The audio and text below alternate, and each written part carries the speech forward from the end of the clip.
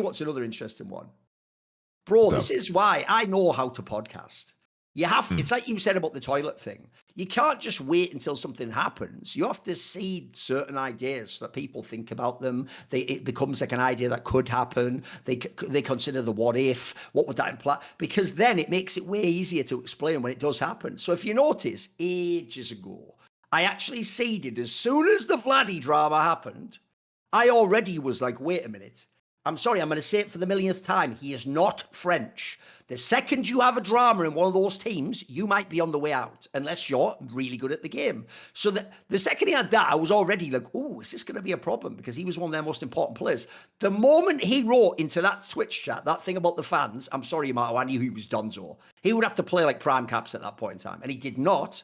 And then there's all Nicky drama. So unfortunately, even if KC had won this split, even if they'd gone to Worlds, I think it was still on the cards that it might have been Vladi out of the team, which, by the way, is blockbuster news. True, his form has dropped off. True, he has his own weird thing of like, is he connected to the Apples guy?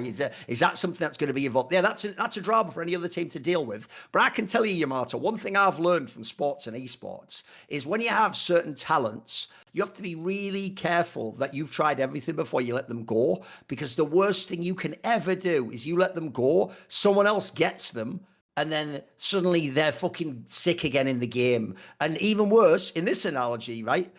True, it's not going to be G2 who's getting him. It might not even be Fnatic. But if it's even like, you think of someone like a Vitality. Bro, if Vitality had Vladi this year, we'd probably talk about them going to Worlds or them being on the cusp of going to Worlds. You know, this team's that like a sick mid laner, if he can get to what he was in Winter, is like the missing piece, mate. That would make them very good. And so if you're KCorp, there's also the drama that you might lose Canna to the LCK. There's a world where you wake up in 2026 after all this amazing 2025 start, and you're getting your mid laner's head clapped by Vladi. Your top laner is, you tell me who it is. Is it going to be Adam? I don't fucking know, mate. No one know. Like, this is like a bigger drama than people realize. Because I'm sorry, when the story goes, in both those cases, we'll do the Vladi one first. If it says Vladi's entered into discussions with other LEC teams, bro, that implies he is going to leave, because I hope people remember this.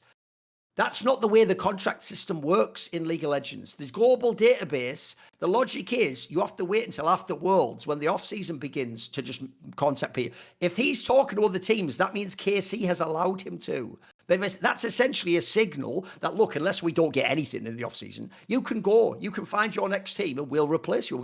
What do you think of this? I think this is a bigger blockbuster than people realize. What do you think of this news? I think it's massive, predictable, but same time so damn massive. I think 7 out of 10 teams should look at Vladi as a prospect, because I think that everyone is, you know, in the community is very easily, you know, just let's say just like a collective amnesia almost. It's like Caps was having hard times with Vladi in Winter. And also the majority of spring too. This was when like Vladi was carrying games on Silas and Akali, and he was like showing his wings a little bit and showing off a little bit what Zeka taught him. And having that as a start, like, that's the best start that you can imagine as a mid laner. As a mid laner, for us to, you know, be in a place where we are putting him above Caps in an All Pro in basically like his second split of his career, that's already insane. And it's very clear that the potential is there. We saw it as well when he was playing, of course, the games in Champions Queue. That's where I watched the most amount of Vladi. Like, he was amazing. He was playing against the best players in the world and doing well. And we had that back and forth with him and Jackies all the time. But obviously, like Vladi won out in that race big time. And like, I think it's like there's no team like BDS if they get Vladi. I think that's like one of the few players that could be an upgrade over Nuclear. Like if GX get Vladi over Jackies, that's also a massive upgrade. Vitality you mentioned as well. If Fnatic want to kind of create and have like a generational player, because I think moving from Poby to Vladi, regardless of how good Poby is, would also be, in my opinion, a solid decision, because we don't know how long Poby would want to stay. Like, that seems very, let's say, transactional. I can't imagine a world where Poby is a Fnatic mid laner for the next 5 years, because whichever team Vladi joins next, that could be your mid laner for the next 5 years. That's what it could be. And from Casey's position, from having such an insane start of the year, and with having like players that just really hit the ground running, the scouting job was a masterpiece. For them to really, really fall apart and not to use that momentum to even get to the World Championship, and now even in the offseason lose players, like the aftermath of this, I think Caliste as a player just wants to win.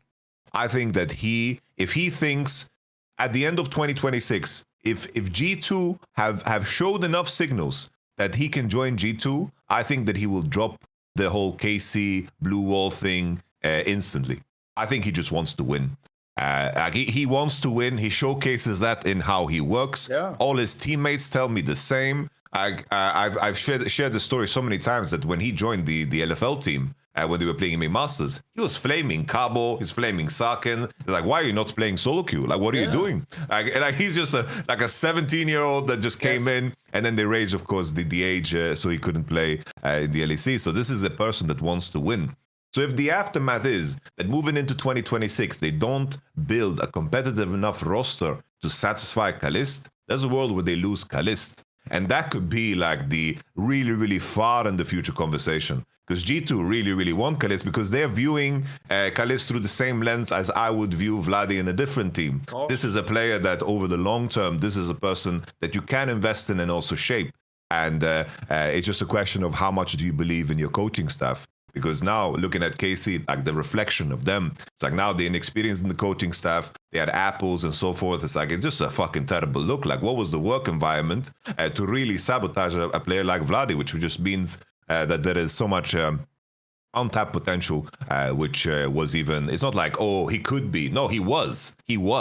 That's a whole nother level of potential that you can really, really tap into. So the Vladi move, like I think that can like stop Europe for a solid moment there in the off season, because I think everyone should jump on this besides G2, of course, and let's say KC in this case as well. No, I'm with you. Literally, the only team that I wouldn't do it for is G2, and that's because 1, you've re-signed Caps. 2, he is the whole face of your org, and 3, he's good enough still. He's not the best. He's not super insane, but he's good enough still. Like in that scenario, you don't move on. I'm not even joking, Yamato. Even though in BDS, they clearly have made Nuke their franchise player. He's also like fits the cultural aspect. The coaching guy loves him. They've basically chosen him over even Shio, who turns out you could argue is a better player even at his role, right? In theory, normally, you don't get rid of that player because you've essentially built for him for years at this point in time. No, I'm sorry. If you are fucking...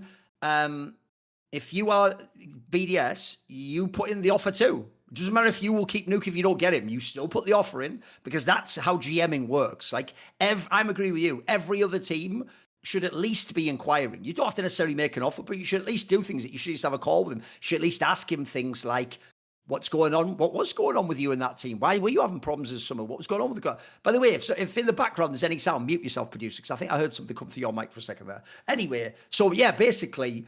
I think every single... Mute the fucking mic, will you? Jesus Christ. It's like it's dinner or something. It's fucking... I'm just going to have to mute myself. Brilliant. Right, whatever. I'll just produce the show myself as usual. So anyway, yeah, basically, I think every single team should put in a bid. Because as I said, I've seen this too many times in football and sports, Yamato. When a player like that has issues, look, this is where you don't know what rumours are real and what aren't. If there's some sort of he has a gambling problem or he has some sort of problems in real life, then yeah, maybe we can't solve those. But if it really was like environment fit wasn't there or he needs a different type of a coach, bro, when you have a player like this, it would be the same with Caliste. You just make you shape your team to them. That's how important they are, because the game changer is you could win the LEC. Someone already did it with him, bro. Someone else could win the LEC with him. That's why the most obvious team, I'm sorry, is Fnatic actually. If you are Fnatic and you still have funds, you better be making the craziest fucking offer to this guy ever. Like, that could literally be, if you keep upsetting Mickey X and you get this guy, that's it, mate. We can figure the rest out. Like, that could be what puts you over both KC and G2. 100%. It's like you also have, you have the staff as well. The coaches in now, Grabs, Duffman. You have Gux. It's like you're finally like this is the time to bring in a young gun. This is the move. I would be like, it's also, I wonder, it's like if in the context of course North America, I think the challenge will be I don't know how much they could push for him. because it's like we there's teams as well. I think North American teams, if they see Vladi, like they should pursue. Like this is where you can spend money. Like we talked about Quid, but let's say Team Liquid look for a Vladi. I could see that angle too. Like this is an import worthy player. So it's like across the board. Across the board, there's like so many different angles that you can go with Vladi, and I hope he is aware of this. He shouldn't rush. He should have the world. The world is his oyster, and I'm hoping that he's all right. I've even just started this, bro. Look, at the moment the rumor is 100 Thieves goes there, etc. But if Sentinels is buying that spot, Sentinels, you want to get into the game and have a big splash, bring this guy over. He was literally the MVP of a split. Honestly, that Sentinels news is some of the best news that LTA has had in I don't know how long, and that would be a gangster move. Like we didn't even mention Na'Vi as well. It's like they are also now trying to make a splash, like Na'Vi pursuing Vladi and making that the face of the org. That could be a gangster move. They have though, and this is what people don't bring up is we need to know what the status of it's based on the news so far. It's implied that they also, as part of the sale, got Larsson's contract. The problem with that is, if you're their team, look, Larsson wasn't good, but you're going to have that German labor law issue that everyone runs into of like, are you really going to pay this guy one of the biggest contracts in the league to sit and do nothing for years? Like, because I'm sorry, and if you haven't heard this, someone who knows Larsson, get to him. I know him as well.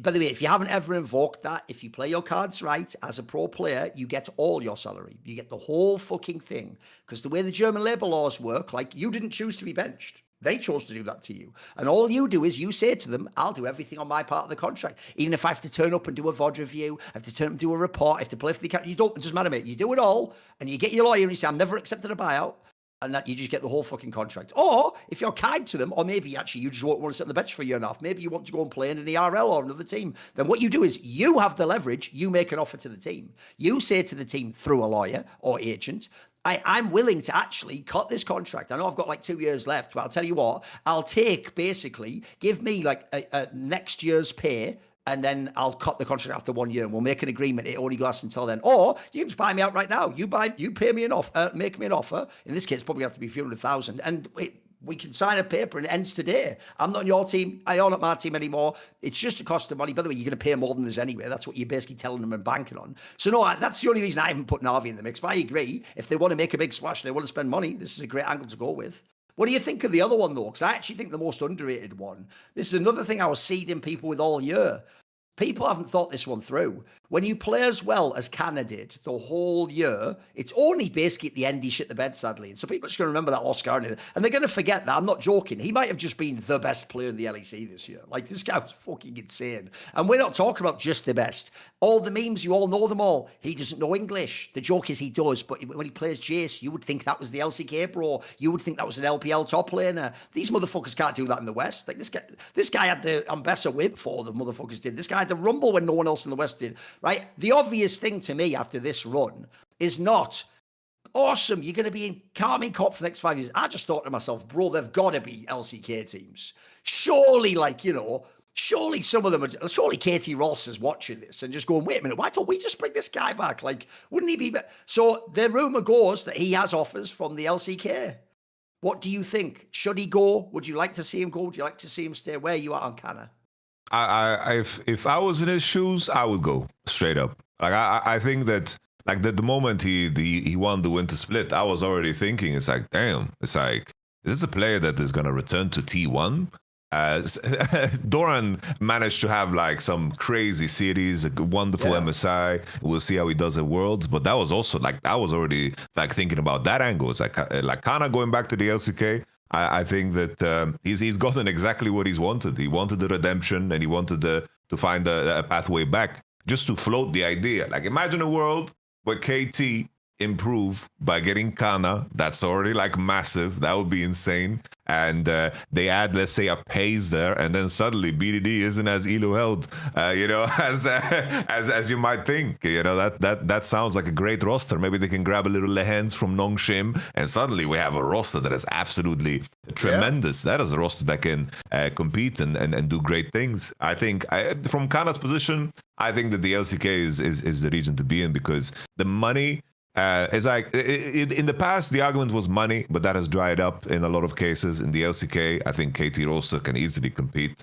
Like if we just from speculation, I think they can easily compete. You get to be where in your home country, which is also a massive plus too. And then the question is like how much do you enjoy like the freedom? Because I think it's a very different thing when players. Like a Code JJ on Impact went over to North America, and then like Code JJ like got married, that green card and so forth. It's like they envisioned the whole ass life. I don't think people have that same, let's say, sentimental value and the vision when they are like playing the LEC in Berlin. Like that's not the vibe. That's yes. no one's thinking it's like, oh, I'm gonna go to Europe and live there for the rest of my life. That's not the same. That's not the same energy there. So Canna, LCK, I see it. I think it's gonna happen. I think it's going to happen. Another problem for Canna is no worlds, mate. All you got was first stand. You didn't get MSI, you didn't get worlds, mate.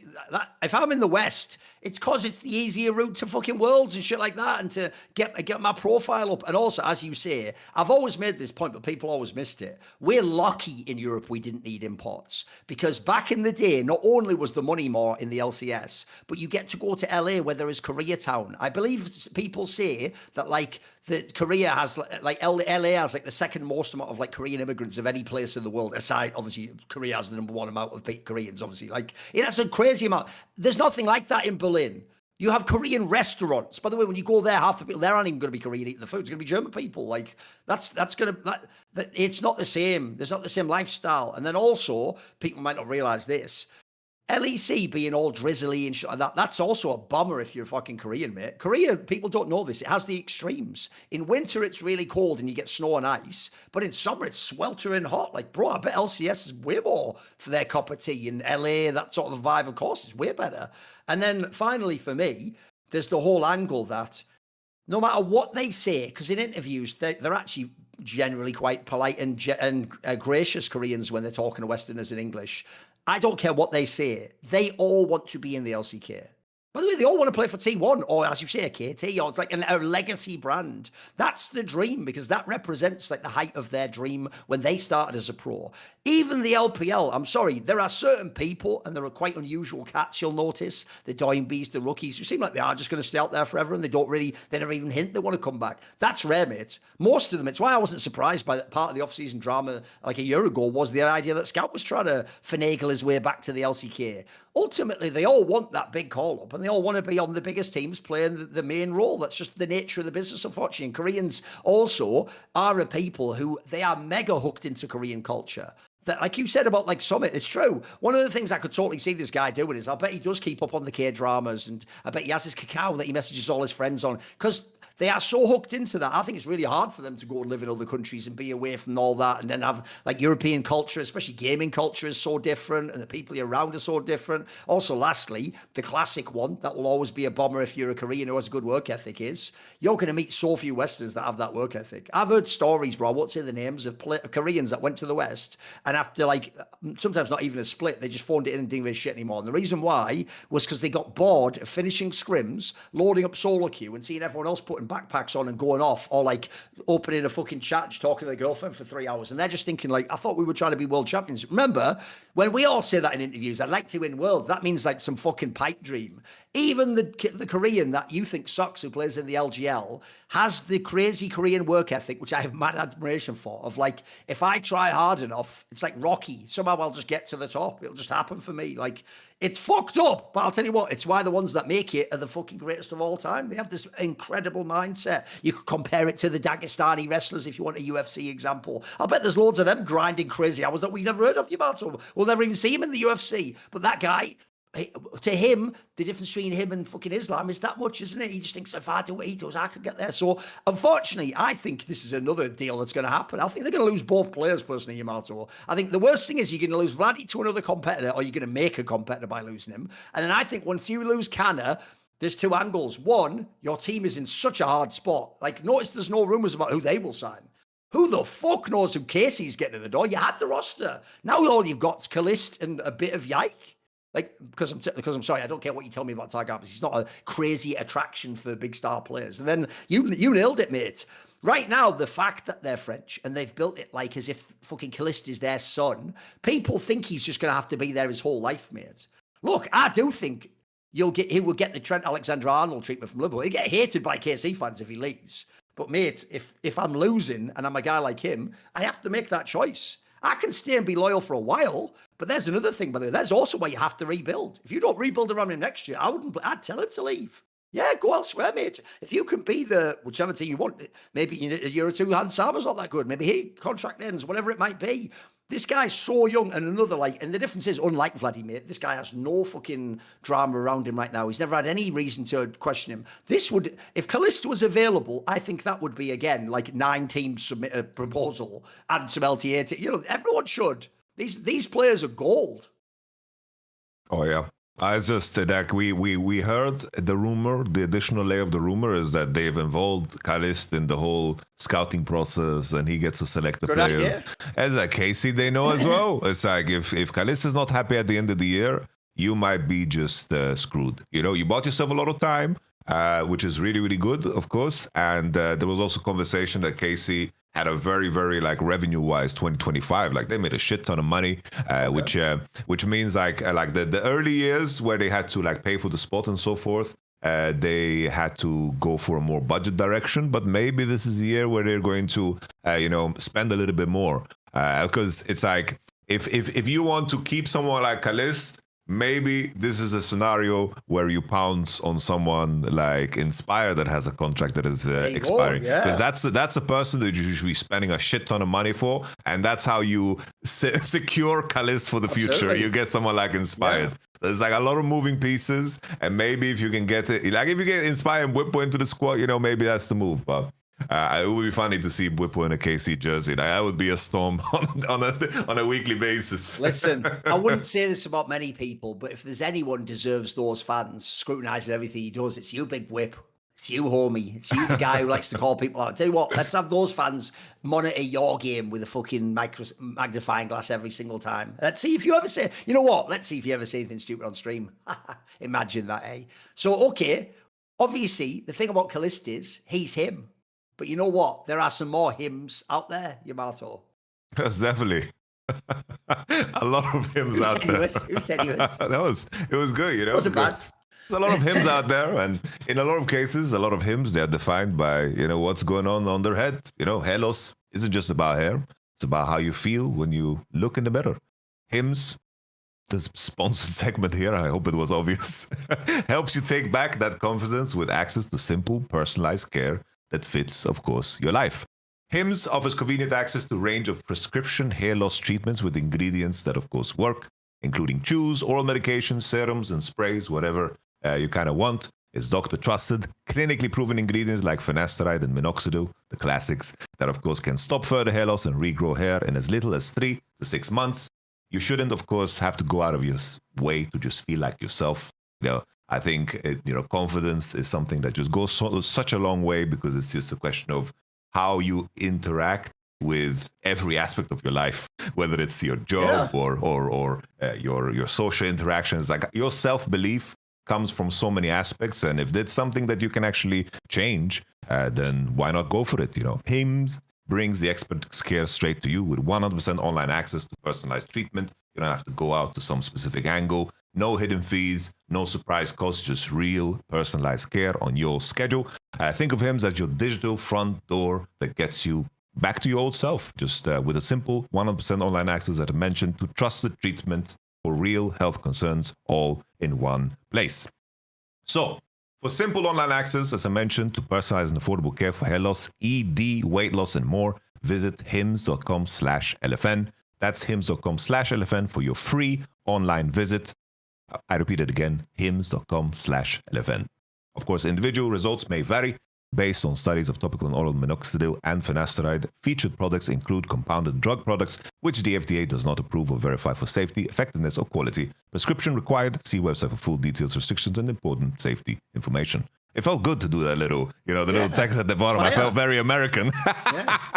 Well, there you go. Imps.com/event. Obviously, this show started 11 years ago. It started in 2014 in something like February or March or something. So there'll be a lot of fans that are old school fans, and they've been through over 10 years with us.